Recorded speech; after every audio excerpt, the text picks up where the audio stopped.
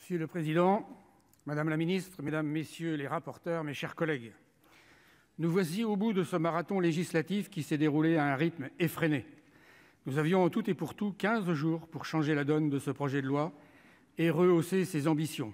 La voie fut étroite pour notre groupe socialiste, écologiste et républicain, même allié sur bon nombre de sujets à la gauche de cet hémicycle. D'un côté, la majorité présidentielle et le gouvernement qui persistent à amoindrir, voire dénaturer les travaux éclairés de la Convention citoyenne pour le climat. De l'autre, une droite sénatoriale qui a bien tenté de se verdir sans y parvenir concrètement, arc-boutée sur un savant discours construit autour de l'écologie punitive, belle trouvaille rhétorique pour justifier l'immobilisme. Pourtant, mes chers collègues, le contexte dans lequel se sont déroulés nos débats aurait dû nous convaincre de la responsabilité écologique qui nous incombe. La canicule à Paris, les dérèglements climatiques récurrents, les fuites d'un nouveau rapport du GIEC anticipant des retombées cataclysmiques, ou encore le rapport Tirole-Blanchard qui pointe la menace existentielle que fait peser le réchauffement. Les signes annonciateurs sont déjà là et nous continuons à disserter sur l'autorégulation des agents économiques, à multiplier les expérimentations sans définir de trajectoire claire, à ne pas entendre ce que nous disent les citoyens formés par les meilleurs experts que compte notre pays.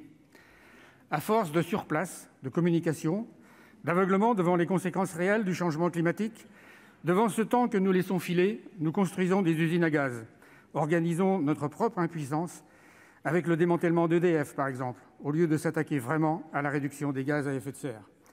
Comment voulons-nous revivifier notre démocratie lorsque nous nous condamnons à l'inaction ? Lorsque le gouvernement abaisse sa stratégie nationale bas carbone, lorsque nous n'assumons pas notre leadership écologique qui s'était manifesté lors du précédent quinquennat avec les accords de Paris. Et pourtant, voilà le ferment du nouvel universalisme français du XXIe siècle, l'écologie articulée à la justice sociale. Le GIEC nous y invite. Nous avons besoin d'une transformation radicale des processus et des comportements à tous les niveaux. Individus, communautés, entreprises, institutions et gouvernements. Nous devons redéfinir notre mode de vie et de consommation. Ce projet de loi y participe-t-il ? Malheureusement non, ou trop fébrilement. Il ne s'agit pas d'être alarmiste, mais réaliste, mes chers collègues. Nous ne pouvons que regretter que le Sénat, dans sa majorité, n'ait pas encore terminé sa mue écologique. Trop de vieux réflexes, trop de certitudes nous confinent encore à l'insécurité écologique. Si bien que toute une jeunesse, touchée par la faiblesse générale de nos débats, en appelle aujourd'hui à ce que l'ensemble de la classe politique soit formée aux enjeux climatiques, tout comme le furent les 150 citoyens tirés au sort. Pour notre part, malgré le gros travail d'amendement que nous avons réalisé, nous n'avons pas réussi à convaincre la majorité sénatoriale du mouvement à faire pour corriger ce projet de loi d'affichage parcellaire et insuffisant, comparé à nos objectifs pour rester en deçà de 1,5 degré. Nous pouvons tout de même nous réjouir de l'adoption de quelques-unes de nos propositions que nous semons depuis bientôt 5 ans. La patience a du bon. Je pense à quelques exemples. À l'introduction de critères sociaux dans l'affichage environnemental, au renforcement du contrôle des engagements publicitaires, à l'introduction des objectifs de développement durable dans les principes de l'achat public, aux mesures relatives à la pollution des sols, suite aux propositions de notre commission d'enquête menée par Gisèle Jourda, ou encore à celles portées par Nicole Bonnefoy sur le régime des catastrophes naturelles.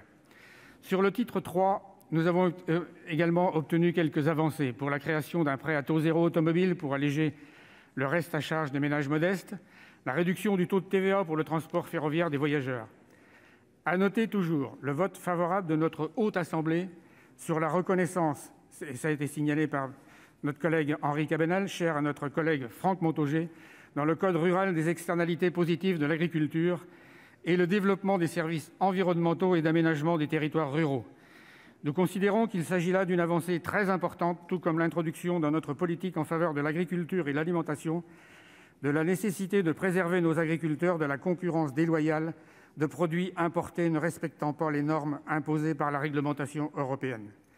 Toutefois, il est à craindre, au regard des avis défavorables du gouvernement, que ces quelques acquis ne résisteront pas à la commission mixte paritaire.